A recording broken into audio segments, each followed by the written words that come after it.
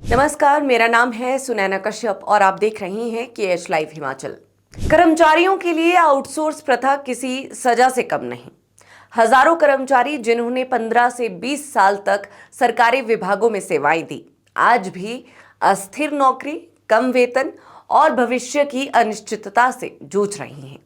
स्थायी नीति बनाने की मांग दशकों से जारी है। आश्वासन तो कई बार मिले हैं, लेकिन इस बार एक नई पहल ने नई उम्मीद जरूर जगाई है।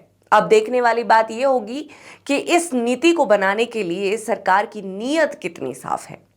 2027 से पहले अगर पॉलिसी बन जाती है और पॉलिसी भी कर्मचारियों के पक्ष में जाती है, तो ये कांग्रेस के लिए किसी संजीवनी से कम नहीं होगा।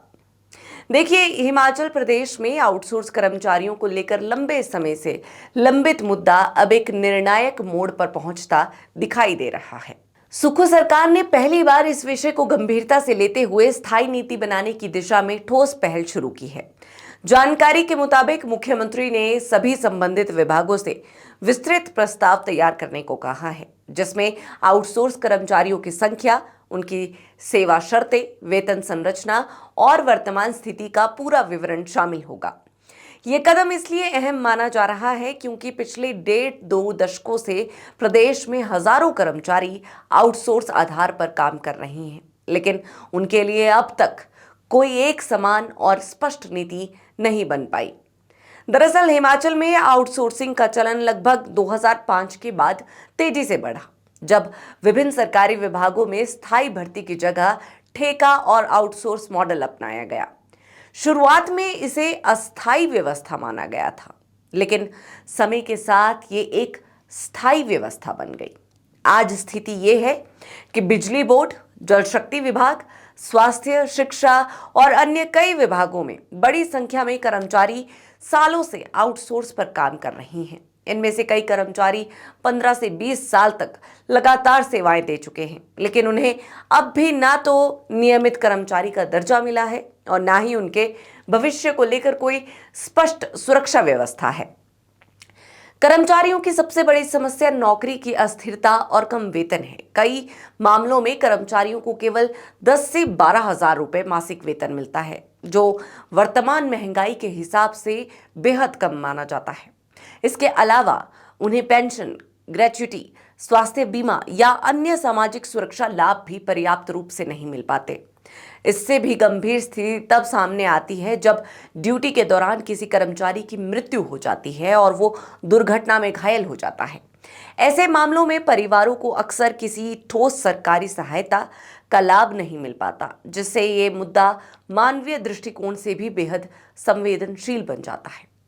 हाल के महीनों में इस मुद्दे ने और जोर पकड़ा जब विभिन्न कर्मचारी संगठनों ने सरकार के सामने अपनी मांगों को लेकर आंदोलन और ज्ञापन दिए। खास तौर पर हिमाचल प्रदेश राज्य बिजली बोर्ड आउटसोर्स कर्मचारी संघ ने मुख्यमंत्री को ज्ञापन सौंपकर कर्मचारियों की समस्याओं को विस्तार से रखा।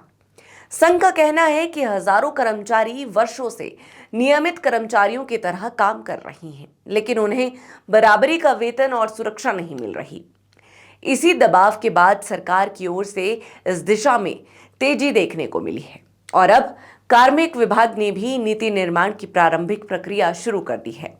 सरकार के सामने जो प्रमुख मांगे रखी गई है, उनमें नौकरी की सुरक्षा सुनिश्चित करना, न्यूनतम वेतन लागू करना, ड्यूटी के दौरान मृत्यु होने पर परिजनों को सरकारी नौकरी देना और उचित मुआवजा सुनिश्चित करना शामिल है। इसके अलावा समान काम के लिए समान वेतन का मुद्दा भी प्रमुखता से उठाया जा रहा है। ये मांग न केवल आर्थिक न्याय से जुड़ी है, बल्कि कर्मचारियों के आत्मसम्मान और कार्यस्थल पर समानता से भी संबंधित है। अब सबसे बड़ा सवाल ये है कि सरकार इस नीति में कितना ठोस और व्यवहारिक समाधान दे पाती है।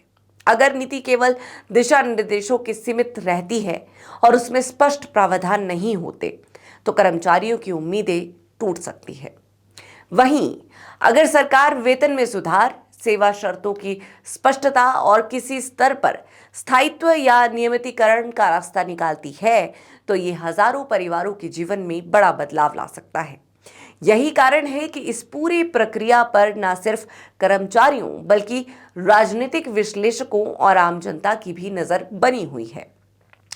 अब राजनीतिक दृष्टि से भी ये मुद्दा काफी महत्वपूर्ण बन चुका है। हिमाचल जैसे छोटे राज्य में 40 से 50 हजार आउटसोर्स कर्मचारियों का प्रभाव केवल उन्हीं तक सीमित नहीं है, बल्कि उनके परिवारों और सामाजिक दायरे को मिलाकर ये एक बड़ा वोट बैंक बनता है। ऐसे में अगर सरकार इस वर्ग को राहत देने में सफल रहती है तो इसका सकारात्मक प्रभाव आगामी चुनावों में देखने को मिल सकता है। दूसरी ओर अगर नीति अधूरी या देरी से लागू होती है तो ये विपक्ष के लिए एक बड़ा मुद्दा भी बन सकता है।